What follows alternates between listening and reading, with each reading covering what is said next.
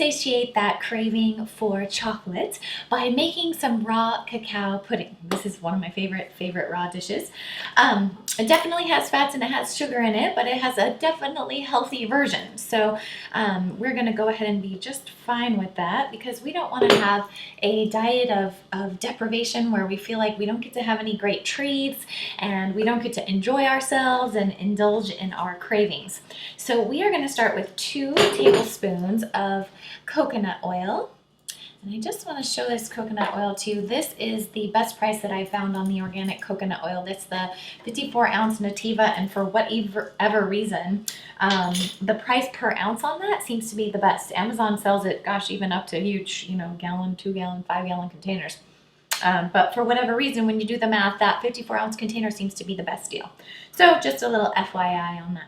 Okay, so we have 2 tablespoons of the coconut oil. Now we're going to add 2 ripe avocados. So you want to make sure avocados are good and ripe. If they're a little on the green side and too firm, that you're not going to get the right texture, and it's going to have a little bit of an avocado taste.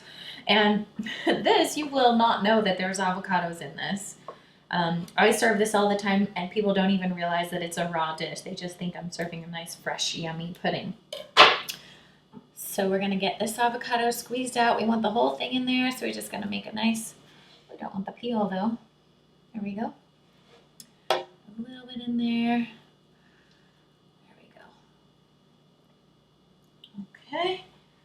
A little avocado mash on my hands here.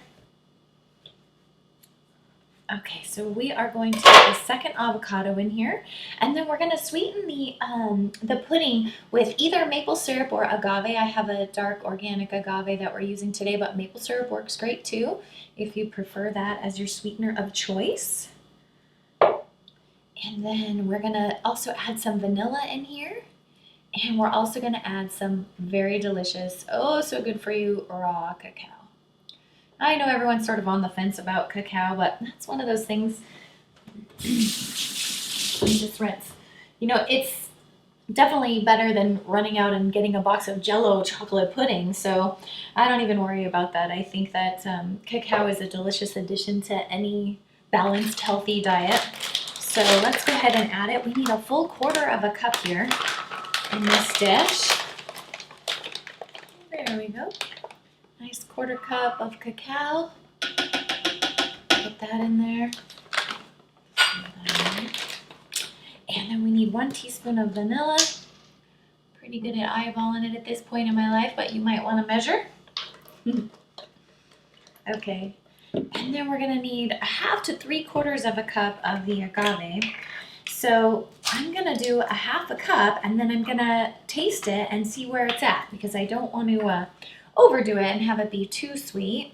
So this is a 1/4 cup measurement here, so I'm going to do that twice. And get that nice and sweet. Now, it's hard to believe that just these simple ingredients, the chocolate, the avocado, coconut oil, a little bit of vanilla, and a dash of salt. Salt's just going to accentuate the taste. The grinder's really fine, so that's not too much salt. Just a dash of salt, and you're not going to believe the velvety, creamy consistency that this comes out at. So let's go ahead and give it a whirl. Now, if we blend this long enough, not only will it get creamy, it will also get really warm. So I love warm pudding right off the stove. So my version is to eat it right out of the blender. But if you prefer it cold, obviously toss it in the fridge. It'll chill up really, really nice. It firms up a little bit more when it's refrigerated also.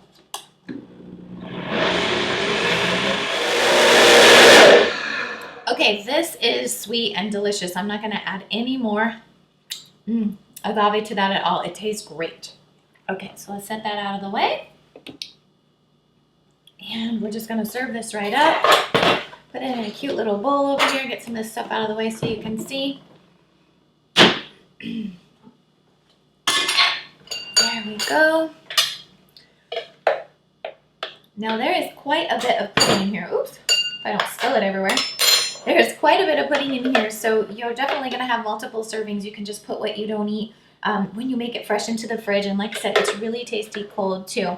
Also, if you make any of the raw desserts, if you make the raw chocolate brownies or anything like that, this makes a great frosting for the brownie as well. My favorite is the chocolate mint brownies frosted with this pudding as the frosting. Oh, delicious.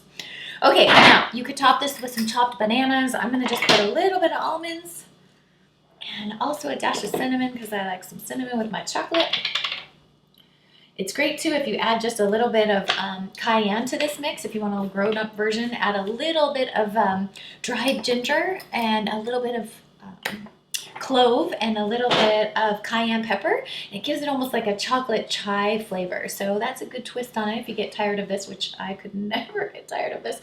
But if you do want to mix it up a little bit, that's a great way to change up the flavor. So again, we had 2 tablespoons of the coconut oil. We had a 1/4 cup of the cacao. We had a 1/2 cup of the agave, a teaspoon of vanilla, and a dash of salt. And hopefully it's delicious. Mmm. Creamy, smooth, rich. Oh, unbelievable. This is a great dish to serve to people who are on the fence about raw foods because they won't even know that it's raw. It's that good.